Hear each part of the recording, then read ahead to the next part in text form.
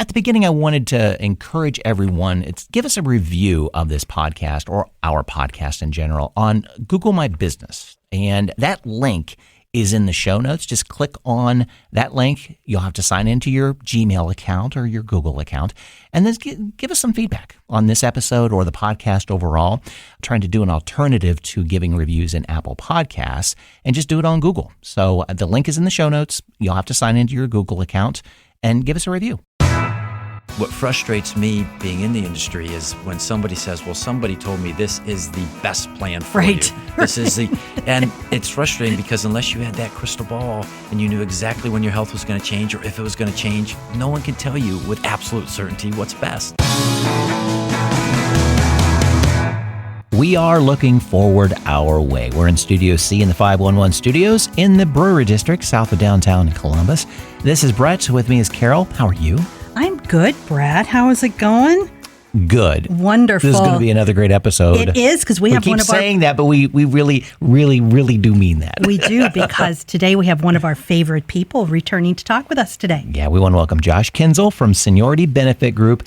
And you're thinking, oh my gosh, it is. It's open enrollment time. Josh is back in the studio. Yeah. Exactly. Yeah. And he was with us last year discussing Medicare enrollment during a pandemic. Well, we hope this year's program is a little less dramatic, but full of great services and information. Josh, thank you again for coming by. Well, thanks for having me back. It was so much fun last year to do this, and last year was my first podcast, and there was a little bit of anxiety, and that's not here anymore. So Good. This is great. So thanks for having me. It's good to see you both. That's great. Now, does that mean you did other podcasts other than us? Well, I actually haven't. I mean, Okay, we've done a that's lot good. of Zoom seminars, and everything has been Which is its talking second to, cousin. Yes, You bet. Yeah. But this is the only podcast that we do, and the reason you make it so easy to be here. So thank you. Wonderful. Yeah. Great. No, it's Good. good. So as Brett said, I cannot believe it's been a year. Open enrollment for Medicare. You and I were talking just a minute ago before we came on air about a cousin who needs some help. It's now that I've been through it a few years, it doesn't seem like it's that big a deal, but I remember being on the phone for like 7 hours the first time I went through the Medicare process. So yeah, it is complicated. The schedule comes up so fast every year, and we all have so many questions. So, Josh, Medicare can be confusing for people. Your organization, Seniority Benefit Group, works with individuals and companies to kind of demystify the process, the services, and the programs. Give us a little bit of an overview of Seniority Benefit Group and your background. Sure. Yeah, I'd be happy to. So Seniority Benefit, we're a local insurance broker, and we're independent, which it really helps by being independent because we don't have to try to fit a round peg into a square hole. And we are that local presence because a lot of people now are getting calls from all over the U.S. They're trying to act like they're their best friends and almost scaring them into something. And people still like that whole brick and mortar, come on in, I want to talk to you, I want to look you in the eyes. And I think was the hardest part of last year was not being able to, you can see them on the screen, but they weren't sitting across the table. Right. And we are getting back to that. But what really made us start Seniority Benefit Group is we used to help employers with their employee benefits, but then there was always the question of what does John do when he turns 65? How does that coordinate with our benefits? So we started focusing more and more on that John, where we said we really like this aspect of it. We like describing and helping. It was more individualized. It seemed like you were really helping. And so we decided we were going to step away from just the employee benefits and completely focus on Medicare. So that's where we are right now, is just looking at that individual who's turning 65, trying to demystify. I love that word. And because there is so much anxiety around it. And now we have a company, we're a small company, 12 employees, but everybody is rowing in the same direction. Everybody is licensed, and they're able to help you with your Medicare questions. And people will always say, well, you probably do other things, don't you? I mean, Medicare and what else? And we're almost proud to say we don't do anything else because we know Medicare is such an important part of that decision. And so we're going to be really good in that lane. Yeah. And it just dawned on me, when you think about service organizations, we oftentimes have a favorite banker we go to and talk to that person because we trust them. We see them right there at the teller window or behind their desk. If doctors, we go and see our doctors, our insurance agent. I have an independent insurance agent for my car and my house, and she and I talk on a regular basis. She'll call me if she's got a question or she has an idea, but none of us ever had that for Medicare before. Yeah, and we found that was a very common statement, is that we didn't know people like you existed. We know we could call an insurance company and sure, they would try to sell us what they offer, but we didn't know we had somebody as an advocate that could kind of be our in-between to all those different programs. Right. And I can't believe that actually next month September will be 15 years that I've been Really? in this industry. And to that point, I was thinking the same thing about the number of years you've been there, how many of your clients you've had for 15 years. And when you do get to that age, you still have another 15, 20, 25, 30, you hope, years that you need this. Yeah. So why wouldn't you want individual attention like you do with your auto insurance and your home insurance that you're looking for, your banker? Right. It's the same amount of time potential. And I think what we've done at Seniority Benefit Group is we are a smaller company, but we are just as confident in anybody in there. So when you call us, you might not get to me at that moment in time, but somebody else is right there to be able to help you. And again, we have people prior to pandemic that would just pop in. I think people are scared to just show up to places anymore, but it was just fun to be that area and that spot where people could come and feel just a little bit better about what they had or less anxiety around that whole topic. Right. Well, and it used to be that all you had was Medicare. Then suddenly you had to pick a supplement. Then the Advantage plans came in, and there was nobody to call because Medicare can't answer the questions for those other companies. So and unless you wanted to call somebody from each of those individual supplements and Advantage plans, which that 7 hours I spent was nothing. When we were together last year, you provided a great overview of what Medicare does and does not include. There's 3 areas, the Medicare plan, the supplement plan, as well as the Part D pharmacy plan, and how that helps so many individuals continue to afford their prescription needs. Depending on the individual's preferences, it could be that 3 different parts of their health care, or it could be it could be rolled into one Advantage plan, as it's called.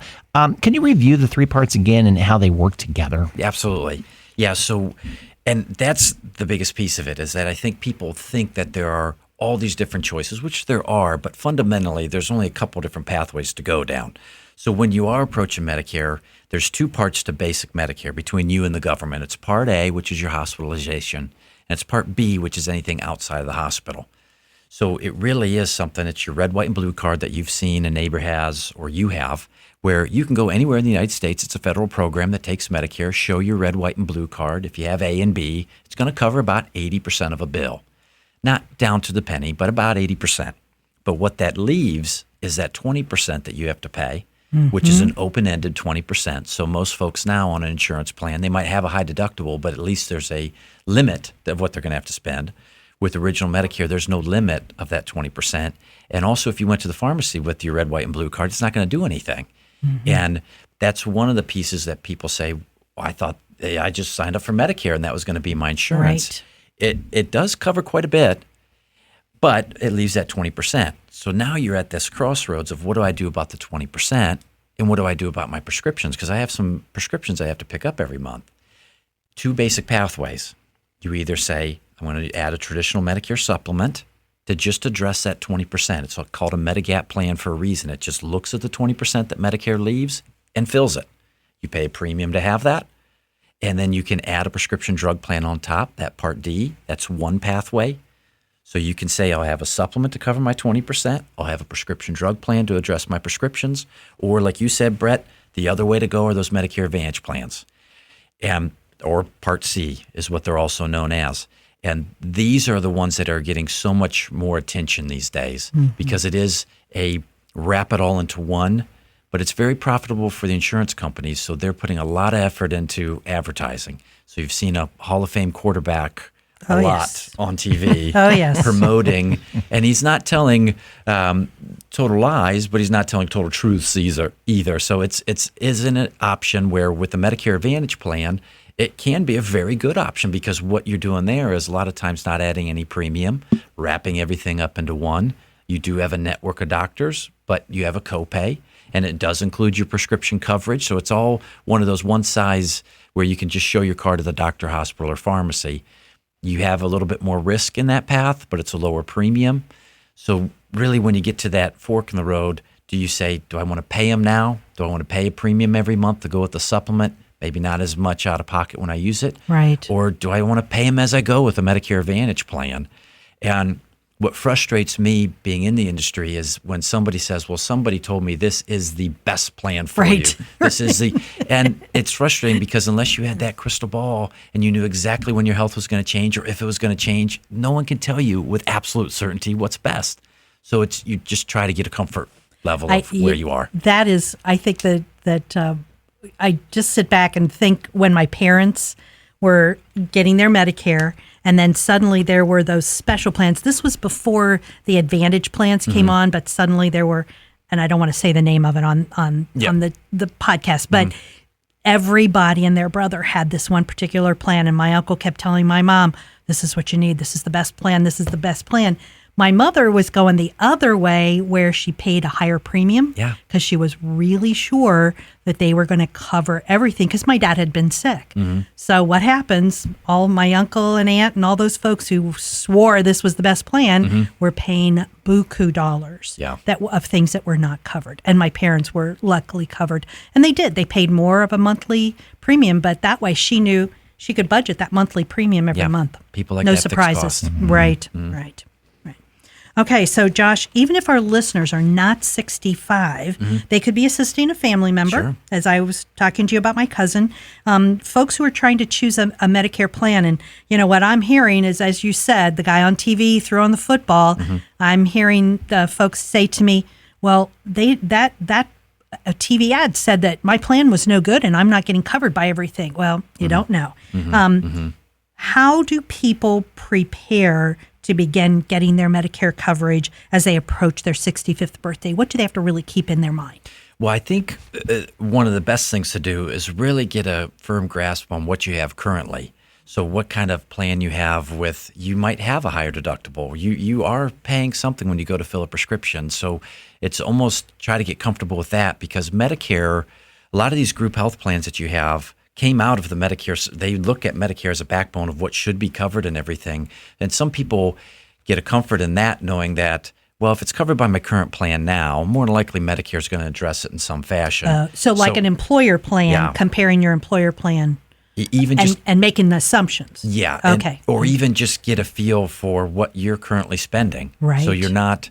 So it's some people approach Medicare thinking that now, as soon as I turn that on, it's going to cover everything. And that's not the case. That's not a reality, unfortunately. Right. But you want to just start looking at what medications you're taking, whether or not any of those medications can be changed from brand names to generics, where people say, well, my doctor wanted me on the brand name. Well, if it's been working, the doctor's job is to prescribe something that's working. So maybe they don't really think of the cost of it.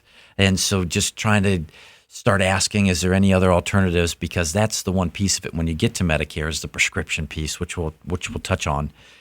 So getting a feel for if you can change any of your medications to generics, but don't go into it scared. Don't look at 65 as this looming thing where now all of a sudden things aren't going to be as good as they used to be.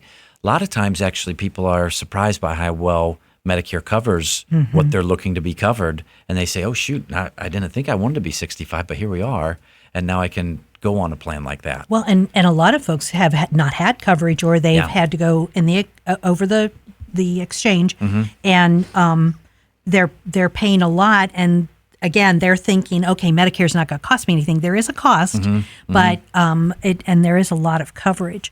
So, just to make sure I've got this. So the first step really is understanding, if you have insurance now, what it's paying for, how much it's costing you monthly for your premium, and how much you're paying for medications, your doctor's visits, that kind of thing. Okay. Yeah. Okay. Yeah. Because then it's not as much of a shock when we're going through things and saying, well, your medications could be X amount. Then you could say, well, that might sound like a lot when you're saying it, but looking back, that's kind of what I've been paying along the way. So it's not this where you're fearing going on this different coverage just because you're 65. Right. But more so just the list of medications, list of doctors, see what doctors and hospital systems you want to have in your network. And that's where we come in and start guiding you with, all right, if those are the needs, if you say, hey, this is what I had through my employer and individual plan, but this is of that, these are the things I want to improve upon on that. Good point. So then we can look at that and say, all right, well, we can do that if we go this pathway. Or if you say, hey, I had coverage, but I need it to be better on this category, well, we can help guide you to maybe where that can be accomplished through a Medicare plan. Right. Do you think then it would be wise to maybe have a conversation with your doctor? Yeah. About, okay, as I know I have this ailment now, how does this typically progress? Yeah. Like a diabetes situation or something, which they probably are pretty well informed about, I suppose. But it could be anything, hypertension, anything. How, as I get older, Doc, what do you think? Yeah. Could happen because I turned 65 and I'm addressing this Medicare stuff. Would it be worthwhile? It's a great opportunity because your insurance is changing to talk to your doctor, and I'm sure they get that question all the time. I would hope so. And and really where we say specifically is to see if your doctor can look at your medication list and because that's where that cost a lot comes in as the prescription piece. Right. But that's an excellent point, Brett, to talk to your doctor too. And, one of the things that I learned, and I think I mentioned this the last time we were talking in the podcast, I have a nurse practitioner who is incredible, and actually she did a podcast with us on telehealth. So great, yeah. You can go back and listen to Stacy's podcast with us. But she knows Medicare really well, which I'm thinking there are probably a lot of doctors who kind of try to ignore it because it's so complicated. But when she knew I was going to be 65, I was several months before my birthday, she said, okay, here's the things to watch for, because the language in Medicare is different than the language that you have under other insurances. You don't go for an annual physical, you go for a well checkup, and it involves different things. And so having that conversation with your primary care professional could be really helpful. Yeah. Well, as we turn 65, we need to understand our medical history and the needs in order to choose the best plan. We kind of touched upon that. How does an individual describe their health issues and physical abilities? And to me, I'm thinking you need to be truthful. Yeah. Right? Yeah. How does one go about that? I mean, I know it's a soul searching going, Josh, this is what I've got. And you got to lay some stuff out and know and trust you that if you don't know that, you're going to miss a piece of the puzzle. Well, and part of it too is when you're talking to an advisor, there are a lot of things that we have to do in the summer where we just have to be licensed with all these different companies, go through a testing process with Medicare again every summer to make sure that you're up to date with. And one of them is you're not actually technically allowed to qualify someone by asking them those questions because then they don't want you to force them into one way. And I understand the spirit of it. But to your point, Brett, it's tough for me as an advisor, any of these advisors, if you're not telling us kind of what's going on, what's under the hood, we can't do our job in trying to tell you whether it's that supplement and drug plan or Medicare Advantage, or if it's a Medicare Advantage, here's a specific plan that works well. So it's good to be truthful. It's not hurting you at all. Sometimes people think that we're the insurance company or we're the underwriter, so they don't want to tell us that because we're going to put that somewhere in. It's going to hurt. It's a check mark against you, and it's it's not. It's Yeah. not, because when you're approaching 65 or when you're retiring, none of these insurance companies can ask those medical questions. So feel free to tell us, because what we can pull upon our experience of, well, we have these clients, how you're describing yourself, this is how much it was costing them on these particular plans. So is that something that's going to fit in your budget, or do we have to address that? And with the medications and everything, even if you think, well, I don't really take it all that much, so I'm not going to put that on the list, put it on the list, because it's not hurting you. When we put it into the system for it to look at the drug plans and trying to tell us what's best, it's not hurting us to put those in there, because we can go after we run the program and you could say, well, if I had to fill it, this is how much it would cost. So again, withholding isn't helpful for you or us. So again, just try to be as open as you want to be. Right. But just know that when you're telling a list of medications, or you're telling some of the ailments, or you're telling some of the things that your doctor said might be on the horizon, that's not a bad thing to tell a broker or an advisor, because we can't go to the underwriters. We're not the underwriters. It's not going to hurt you. It's only going to help with your decision. Right. Well, and there's also an issue too, if I remember correctly, when I first signed up for Medicare, I chose traditional Medicare with the other policies to wrap around it. But one of the issues was that if you are in traditional Medicare, you pop over to Advantage, you may or may not be able to go back to traditional Medicare for several reasons. And so you need to know that. So you need to know, you won't put them into Advantage if then they're going to end up needing traditional Medicare and can't get in without having to go through a physical and all of that. So, and what I've learned too is that, and I think we have a really good approach at, when we're describing these things, we're not pushy one way or another, but it is helpful to maybe have a little nudge if you're giving us information where you're on the fence, but maybe that one piece of information that you say about, here's what happened a couple years. Oh, well then if you're on the fence, then maybe you want to lean this way because of the fact if we go one direction, we might not be able to jump to the other later on. So that's a very good point, Carol. Right. Well, particularly during this pandemic, we have all become very savvy shoppers. And we're online and asking ourselves questions and trying to figure out where can we get the best deal and how fast it can get delivered and all of that. So we've become savvy about Part D now. It's been around for a while. But let's outline what Part D actually covers and if there are any sticking points that Medicare patients don't even realize are at stake when they choose those policies. Yeah, Part D is one of those that it came out in 2006 and they're always tweaking it. Yeah. It's almost like the newest technology. They're always trying to do something to fix it because it is not a perfect system by any stretch. But Part D specifically just addresses anything that you're filling at the pharmacy or having mailed to you. And I always describe it as a potential roller coaster ride that you don't want to be on, because that's the biggest difference between a group health plan with prescription coverage or an individual health plan with prescription coverage and Medicare, because there are basic stages to this. So the government sets out these stages of the prescription drug plan benefit, but the government doesn't offer a Part D plan. So that's another misconception where people say, well, I'll just sign up for Medicare A and B, and then I'll pick up their Part D as well. It's through private insurance companies. And as you would imagine, those insurance companies are trying to figure out how they can look better than the other.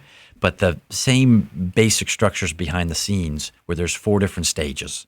And the government sets these. So the first stage is a deductible stage. So you got to pay 100% of the medication costs until you hit that deductible. So that's stage 1. Now, the insurance company could have that deductible. They could say, hey, we don't have one of those to make themselves more attractive. But there could be a deductible there that you meet up front. Then you have these copays. So then it feels, again, you're back into your comfort zone of, I go to Kroger or go to CVS, I show their card, they say, that's a $5 copay. You walk out, everything feels normal. But as you're filling those medications, as you're paying those copays and those deductibles, they're adding the full cost of your medications together. And when it reaches a little over $4,000, the full cost, now you're in this coverage gap or the donut hole, where again, it's another price that you're paying for that same medication. Now, fortunately, because of the Affordable Care Act, they've in their terms, closed that donut hole where you're not paying 100% anymore. You're paying 25%, but there's still a cost there. Then if your medications are expensive enough, it gets you to the catastrophic where you pay a lower percentage. So that roller coaster ride of stage 1, you're paying 100%. Then stage 2, you're paying a copay. Then stage 3, you're 25%. Stage 4, you're 5%. So what we try to do is look at it as a total year for folks and say, look, there's going to be times during this year that you're going to drive yourself nuts trying to figure this out. But at the end of the year, make sure you've set aside $1,000 or $500, because over the course of all those stages, that's what your medications are going to add up to. And we really need that list of medications. And the other big factor are where you're filling them, because each of these drug plans have their standard pharmacies, their preferred pharmacies, there's out-of-network pharmacies.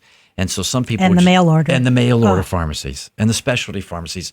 So there's just a lot of nuances to it.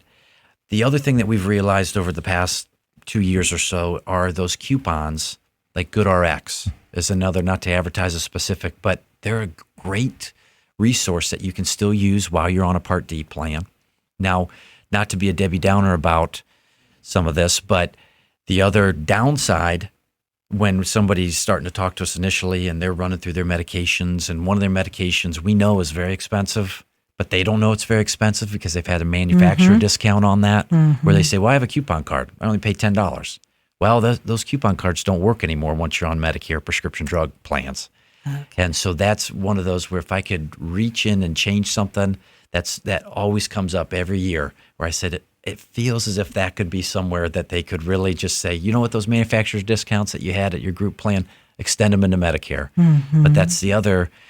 We try to just make people aware of what things are going to, so it's not a shock when they go to the pharmacy. Right. Even if we're not delivering the news they want to hear, we certainly feel that they need to know it. Right. And so at least sometimes, as long as you're bracing for it. And I don't want to make Part D sound like it's terrible. It certainly has been helpful to a lot of folks. But just those are some of those challenges that we try to weed out for you on the front end. The interesting thing I've had with Part D, I'm really blessed not to have much in terms of prescription, the number of them or cost, but it's the mail order issue. You know, I did mail order when it first started probably 30 years ago, and it was awful. It was just awful. And so I always swore I'd never go. Plus, I just love my Kroger pharmacists, you know. There's a team of women over there that are dynamic. Yep.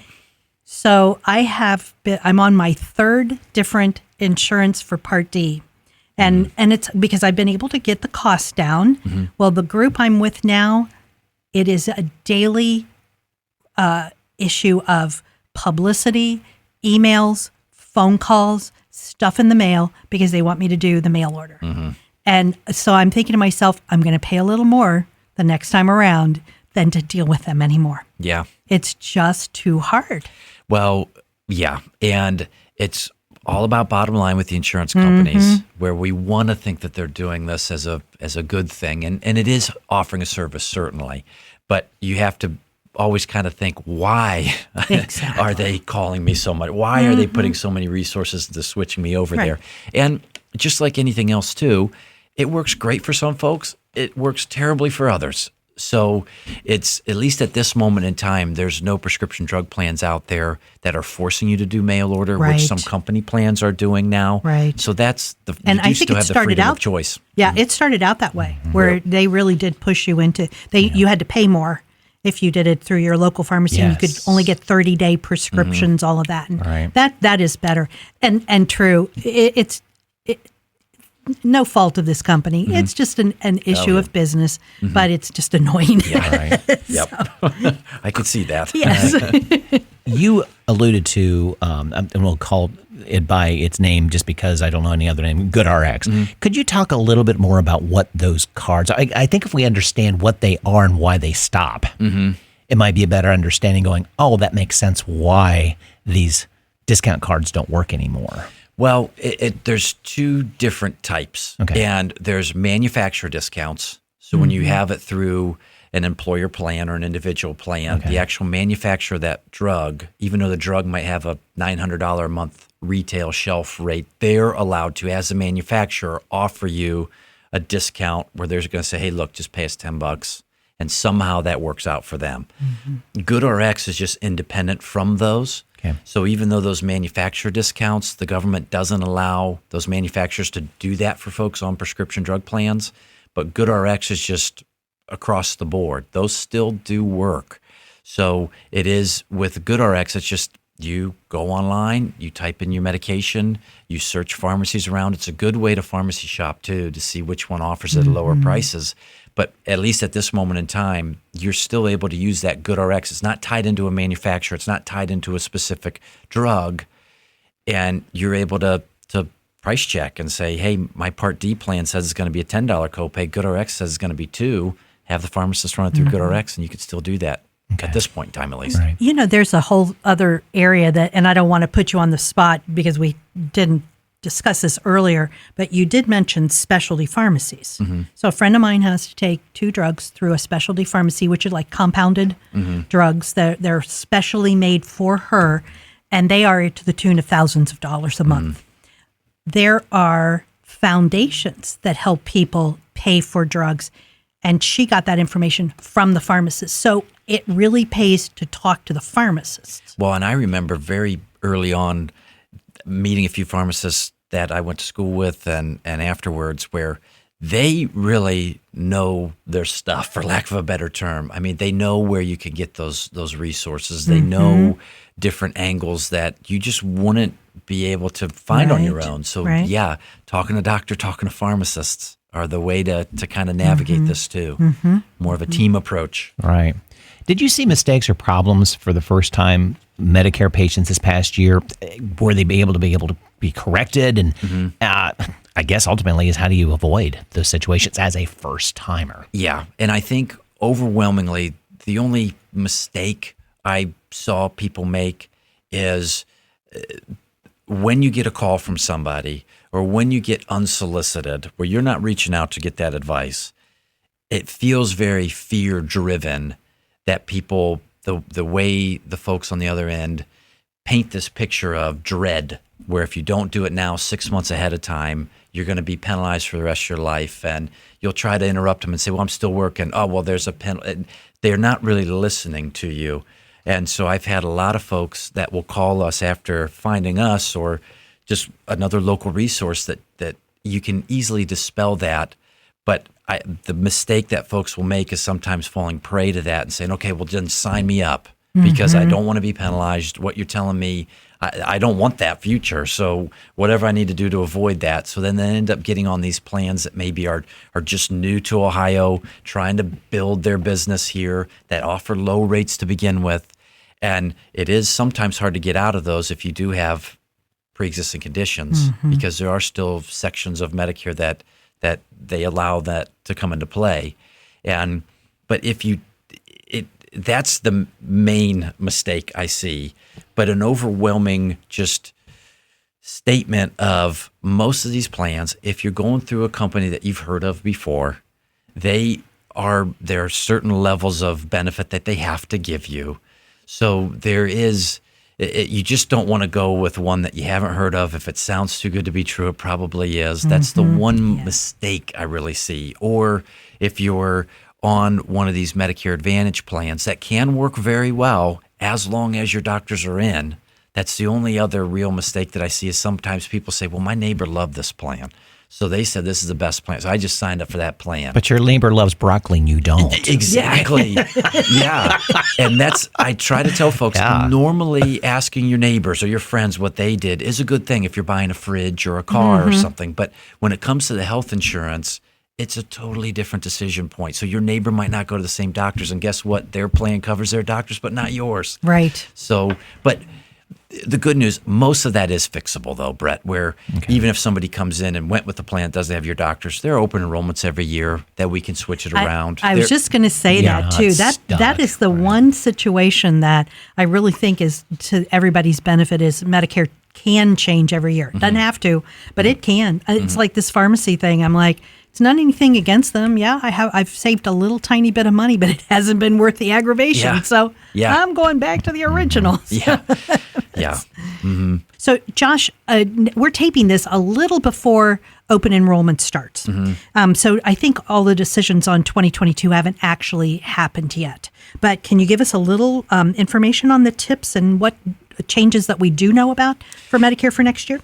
Yeah, so we do know all of it's released after October 1st. So timing-wise, if you're listening to this after October 1st, then you can look at next year's plans. That is a deadline that they have there. And that's just to release any of the Medicare Advantage, prescription drug plans, and a lot of the even Medicare supplements will release their new rates around that time. Now, Medicare, their Part B, there's a standard monthly premium that folks are paying right now. It's $148.50. That will probably go up if I had to guess. One of the things that in one of the new spending bills that they are trying to add dental and vision and hearing to Medicare, which is a need, is an absolute need. So I'm glad that they are doing that. But where I've read is that most of that will be maybe put into that premium. Now, it might not come into effect next year, and that $148.50 in Part B, that's normally released in November. So we'll see what's going on there. But there's not anything other than maybe the dental or vision that they're going to add to the original Medicare benefit package that's on the radar right now, where it's going to be totally different. So if you do have a Medicare Advantage plan right now, more than likely it's not going to change much. With the prescription drug plans, to your point, Carol, those are the ones that we switch most often for folks because those do change every year. So you really want to take a look at that. I was surprised at how much it changed. Yeah, the last time. And getting more coverage for less was really a surprise. Yeah. Yeah. One topic we didn't get to cover last time is the role that Seniority Benefit Group plays in assisting employers and managing employee benefits packages. It looks like you can provide the services needed when employees are moving into Medicare insurance after being covered by their employer's package. There could be penalties, though, imposed on individuals if it didn't sign up for Medicare timely, and all sorts of stuff. How does your company assist employers? Well, and this is what we've put a lot of focus into, and we're really proud of, because I do think we're helping not only the employee in a lot of cases, but the employer, because it's become harder and harder, especially for small groups, to offer these employee benefits. And it's not that they're trying to kick an employee off their plan. It just might be a better situation where they're saying, hey, look, it's going to cost you a couple $100s for you to stay on this plan. You're allowed to, but you're 65 now. So this isn't us pushing you off. This is just saying, look, you can still work here. You just might be better off on a Medicare plan. And I think that comes across maybe a little better when it's coming from a company that focuses on that. So we'll approach a lot of employers to say, let us come in, let us do an educational event, or via Zoom last year, but hopefully more in person again, and just tell them, here's what your company benefits are now. Here's what Medicare costs. And when we go over those basic choices, sometimes people that light bulb goes off and says, why am I still paying higher? It's nothing against the employer. It's just tough to provide reasonable insurance sometimes. And it's better for the employee. And so what we're trying to do is just go to these companies and be that extra arm for them, their HR departments, because the other thing that the HR departments get crushed with Medicare questions that they're just not equipped to answer. So if we say, hey, look, guys, it doesn't cost anything to work through us. We are independent. And so let us be a different resource for your folks. And a lot of employers have been very open to that, where they said, oh, well, that is a welcome change, that we can just say, hey, call Josh. You have a Medicare question, call SBG, call Seniority Benefit Group. They focus on it all day long. And then ultimately, if they find that it's going to be better off being on Medicare, we're there to assist them along the way, getting Part B in place, getting the proper documents from HR to make sure you're not penalized when you get into Medicare, setting up everything else that you need after we do that evaluation. And the other doesn't happen all that much, but there are some penalties that if some people just stay on their group health plan, that they could be at the end of that road when they go to retire, and maybe their group health plan didn't have credible prescription drug coverage that they didn't know of, and now they're penalized on that. Or maybe they didn't realize that they work for a small employer under 20 employees, so Medicare has been primary since they turned 65, and now they're hanging out with their group plan that's secondary insurance to something that they didn't realize that they need to sign up for. So it is just, we're proud of offering that service as well to employers to say, hey, look, this is a confusing topic for your HR departments. Right. Let us try to champion that for you. And like I said, it's been well received. Well, and I would think that employees would be really excited to have an independent, neutral party doing a really good look at both the employer plan and Medicare. Yeah. And has the Medicare expertise to really understand. Yeah. Because they can't assume their HR person is going to be able to give them the Medicare information. And gosh, why wouldn't an HR person push somebody into Medicare if they could and get them off the company plan? So yeah, that's a great idea. And we've had a relationship with one of the very large employers around here where it's not uncommon to get the comment after we help them. They go, this is the best employee benefit that they provide. Right. and we say, well, they're not paying us and we help anybody in the community, but it is just information that they're yearning for. And then it looks like the employer has provided it for them, and they have ultimately connected us together. And so it's very satisfying too. Do you work with employers of all sizes? All sizes. That's really good because there are a lot of small, Yes. even medium-sized companies. They could never afford to have an expert come in. Well, and that's where we started, was on small group employer plans. So we have a soft spot for the small groups and how many hats they have to wear there already. Right. And so again, it's satisfying to help. And talk about the opportunity to have your company look like you're not focusing on that employee that's 65 and that ageism comes into play. Yeah. Yeah. That no, this is not coming from the HR to try to push you out. We're actually trying to help you stay here. We want you as an employee, so that's why we brought SBG in to help out. Yeah. Yeah. To me, it looks like that all the way around. Well, one of the things that we always had discussions over in our previous agency was, employers didn't want older adults because they would be so expensive on insurance. And I was always saying, well, if they're on Medicare, it doesn't cost you anything. Yeah. So, it should be to the advantage of the employer to have you on Medicare and still providing great services, like having theirs as the supplement. Yeah. Who would have thought? Yeah, good. So, Josh, this has been incredible. Again, thank you so much for joining us today. But, we really want our guests to kind of provide those last tips, top ideas, any information you want to make sure you've provided to our listeners. Well, and not to be self-serving, but I do think we do a very good job at what we do. And I think just whether it's us or someone like us, utilize the resources out there. Right. And I know there's going to be a list of resources that you'll see at the bottom of the podcast as well, but let us be one of those, because we don't have any pool one way or another, whether it is Medicare Advantage or Medicare Supplement. And people say, well, tell me of all your clients, how many are on one and how many are on the other? It's about 50-50. I mean, because we're totally unbiased when it comes to, it doesn't matter to us as long as we're helping. And our whole goal is to put you in a good plan initially, so you don't come back to us in a year or when we're reaching out in the fall to say, hey, let's review this. You're not ready to just fire away with all the things that you're complaining about your plan. Our job is to get you in that right plan. And doesn't ever cost you anything. The insurance companies pay us. The government tells the insurance companies how much they can pay us. So we're not even trying to promote one over the other. So just utilize somebody local. We are in the community. Where you can show up in person. We're doing in-person meetings again.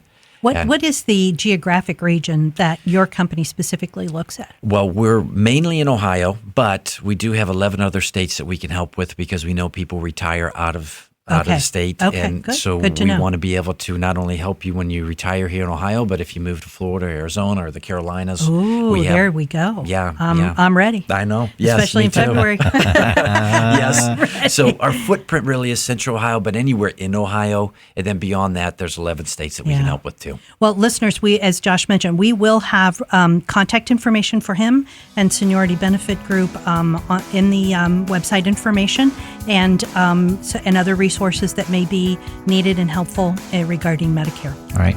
Thank you again for coming by. Yes. Well, it was fun to be here. So thank you again for inviting me. Thank you bet. so much. Thanks.